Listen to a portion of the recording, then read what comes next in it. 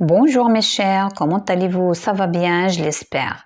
La séance d'aujourd'hui sera consacrée à la lecture et notre texte intitulé « Dis papa ». Notre texte est sous forme d'un dialogue entre une fille et son père. La fille, elle pose des questions sur le racisme à son père qui essaye de lui répondre avec des réponses qui sont claires et nettes. Sur le racisme, bien sûr. Notre texte est extrait du livre « Le racisme expliqué à ma fille », Seuil 1998, dont l'auteur est Tahar Benjelloun. Qui est Tahar Benjelloun? Tahar Benjelloun est un écrivain et poète marocain de langue française, né à Fès le 1er décembre 1944. Il a fait ses études à Tanger et à Rabat et a enseigné la philosophie à l'université, avant de partir en France pour s'installer à Paris, séjour pendant lequel il écrira ses ouvrages. Il vit actuellement à Tanger. Vous pouvez faire une petite recherche à l'internet sur cet écrivain et pour mieux le connaître, d'accord? Alors, ce que je peux vous dire, c'est qu'elle a obtenu son baccalauréat à l'âge de 19 ans et qu'elle a publié son premier recueil de poésie en 1971. Alors, je vous donne les stations de son parcours.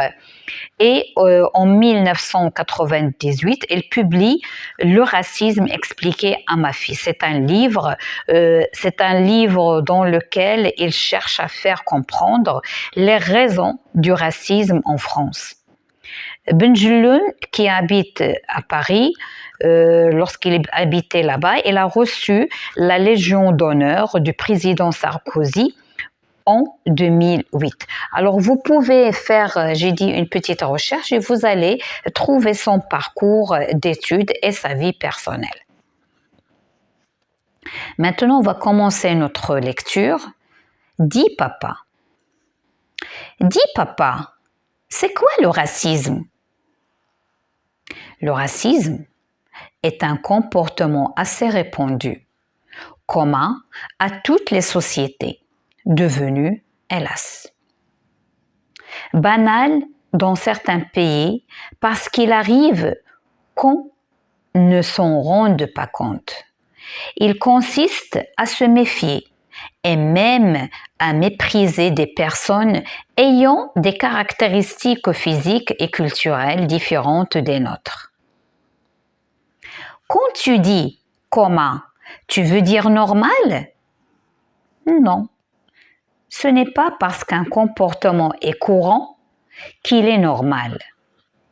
En général, l'homme a tendance à se méfier de quelqu'un de différent de lui.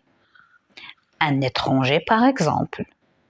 C'est un comportement aussi ancien que l'être humain.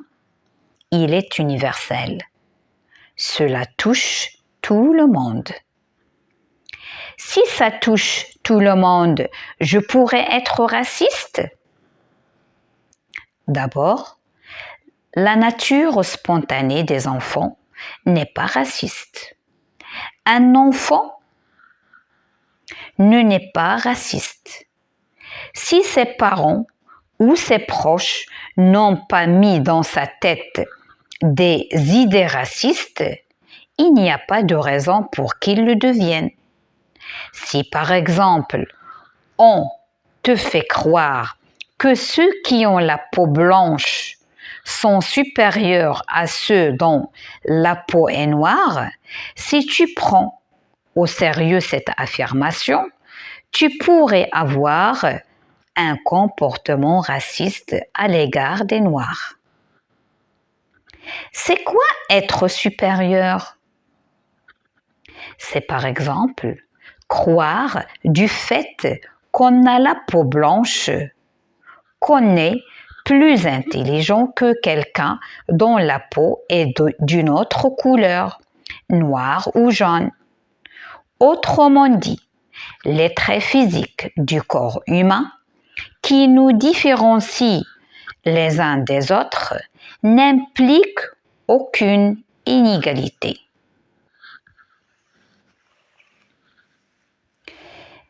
Mais avant l'arrivée des immigrés, est-ce qu'il y avait du racisme en France? Le racisme existe partout où vivent les hommes. Il n'y a pas un seul pays qui puisse prétendre qu'il n'y a pas de racisme chez lui. Le racisme fait partie de l'histoire des hommes. C'est comme une maladie. Il vaut mieux le savoir et apprendre à le rejeter, à le refuser.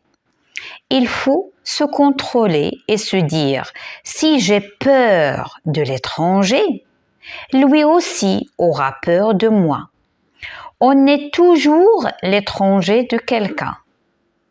Apprendre à vivre ensemble, c'est cela, la lutte contre le racisme. Mais je ne veux pas apprendre à vivre avec Céline, qui est méchante, voleuse et menteuse. Tu exagères, c'est trop pour une seule gamine de ton âge. Elle a été méchante avec Abdou et ne veut pas s'asseoir à côté de lui en classe. Et elle dit des choses désagréables sur les Noirs. Les parents de Céline ont oublié de faire son éducation. Peut-être qu'eux-mêmes ne sont pas bien éduqués. Mais il ne faut pas se conduire avec elle comme elle se conduit avec Abdou. Il faut lui parler, lui expliquer pourquoi il a tort. Seule, je n'y arriverai pas. À la prochaine, mes chers, pour les questions de compréhension.